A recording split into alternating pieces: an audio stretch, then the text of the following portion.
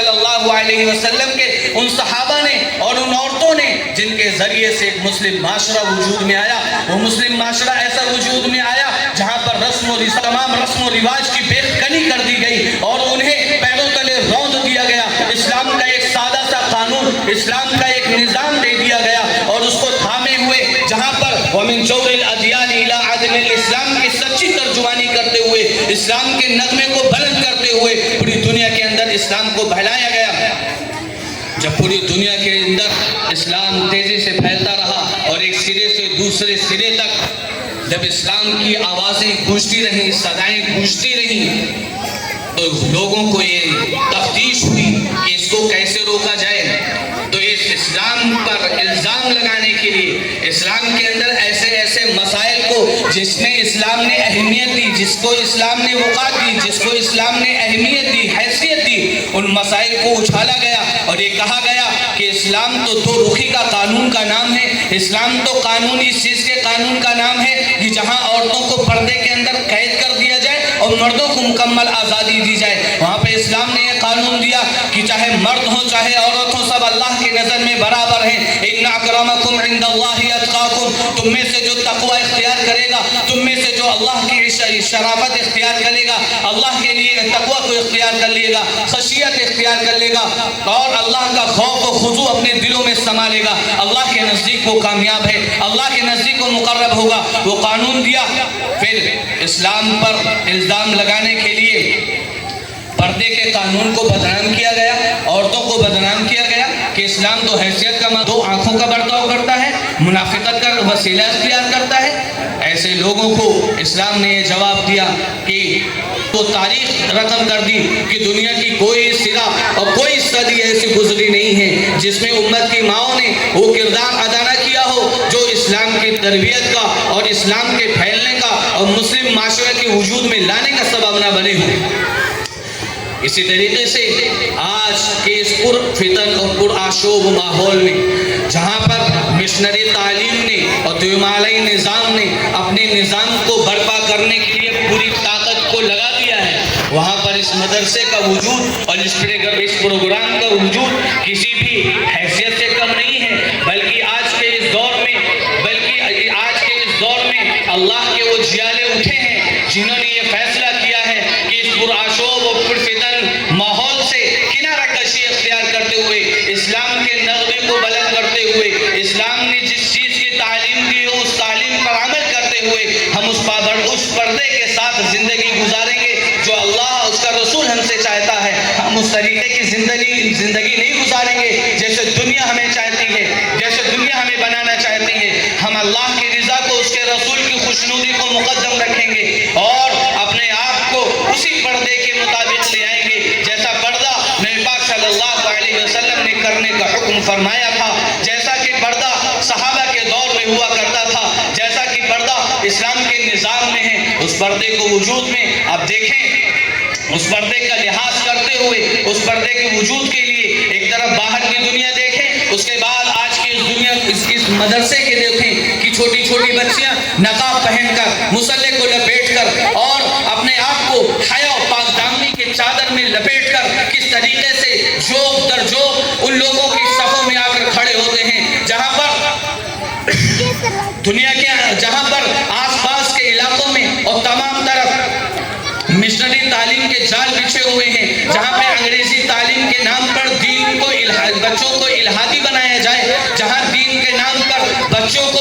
کے دلوں میں اس بات کو پیدا کر دیا جائے کہ یہ بچہ یہ اللہ تبارک و تعالیٰ کے ذریعے کچھ نہیں ہوتا، جو ہوتا ہے یہ نیچر کے ذریعے ہوتا ہے، فطرت کے ذریعے ہوتا ہے۔ اس قانون بیلاغ کو اپنے پیروں تلے رونقتے ہوئے یہ چھوٹے چھوٹے بچے اور یہ چھوٹے چھوٹے بچیاں یہ اسلام کے وہ جیالے اٹھے ہیں جنہوں نے فیصلہ کرا اس پورے علاقے کے اندر اسلام کے نغمے کو بلند کر دینا ہے اور یہ بتلانا ہے کہ مسلم معاشرہ کسے کہتے ہیں، جنہوں نے اس بات کا عہد کر لیا ہے کہ ہم اٹھیں گے اور اٹھیں گے اس پورے معاشرے کو بدلنے کے لیے، اٹھیں گے اس پرفتن آشوب اور اس پرفتن آشوب زدہ ماحول کو اپنے آنکھوں سے دور کرنے کے لیے اور اپنے اندر جو بری رسم و رواج کا جال بچھا ہوا ہے اس کو روکنے کے لیے ہم اٹھیں گے، ہم عزم کریں گے، اس بات کا عزم کریں گے کس طریقے سے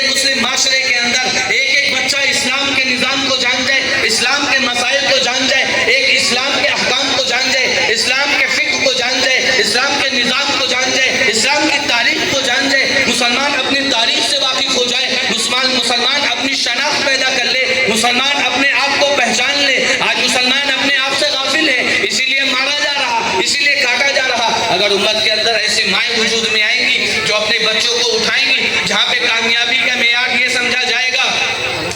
جیسا کہ کامیابی کا معیار نبی پاک صلی اللہ علیہ وسلم نے دیا اور قرآن نے ہمیں دیا، وہ کامیابی کا معیار ہمیں اسلام کا معیار اپنی نگاہوں کے سامنے لگانا پڑے گا، اس معیار کو ٹھکرانا پڑے گا جو دنیا آج پیش کرتی ہے۔ کامیابی کا مطلب مال و دولت، کامیابی کا مطلب جاہ و جاہ، کامیابی کا مطلب یہ ہے کس طریقے سے آپ دکھیں، کس طریقے سے آپ سپیریئر کہلائیں، کس طریقے سے آپ پورے اس میں معاشرے کے اندر بیٹھے ہو، کسی مجلس کے اندر بیٹھے ہو، آپ کو لگے کہ یہ حیثیت والا انسان ہے۔ اسلام ایسی حیثیت کو روندتا ہے اور کہتا ہے فَمَنْ زُحْزِحَ عَنِ النَّارِ وَأُدْخِلَ الْجَنَّةَ فَقَدْ فَازَ، کہ جو شخص جہنم سے بچا لیا گیا، جنت میں داخل کر دیا گیا، وہ شخص حقیقت معنی میں کامیاب ہے۔ قَدْ أَفْلَحَ مَنْ زَكَّاهَا، کہ وہ شخص کامیاب ہو گیا جس نے تزکیہ کر لیا۔ انہی کے لیے کامیابی ہے جنہوں نے اپنے دل کی صفائی کر لی، اپنے دل کو پاکیزہ کر لیا، اپنے دل میں اخلاص پیدا کر لیا، اپنے دل کو اللہ کے لیے خاص کر دیا، جنہوں نے اپنے دل میں یہ عزم کر لیا چلیں گے اس کے مطابق جیسا نبی پاک صلی اللہ علیہ وسلم نے چل کر بتایا، چلیں گے اس کے مطابق جیسا کہ اللہ کے قانون میں لکھا ہوا ہے، چلیں گے اس کے مطابق جیسا صحابہ کرام نے عمل کر کے دکھایا، اپنے آپ کو تبدیل کریں گے اس ماحول میں، چاہے دنیا کس طرف بڑھتی چلی جائے۔ ہمیں اپنے کامیابی کا معیار اور کامیابی کامرانی کا معیار اپنی آنکھوں میں قرآن کو بنانا ہے، حدیث کو بنانا ہے۔ ہمارا مقصد جنت کا حصول، اللہ کی خوشنودی ہے۔ کامیابی کس چیز کا نام نہیں ہے، سکسیس اس چیز کا نام نہیں ہے کہ ہمارے پاس ہر چیز کی فراوانی ہو جائے۔ یہ دنیا کے اندر حیات الدنیا الا متاع الغرور، دنیا کی زندگی ایک دھوکے کا گھر ہے۔ کامیابی اصل ہے اللہ کے لیے کامیاب ہونا ہے۔ اللہ اپنے خوشنودی کا پروانہ ہاتھ میں تھما دے اور ہاؤ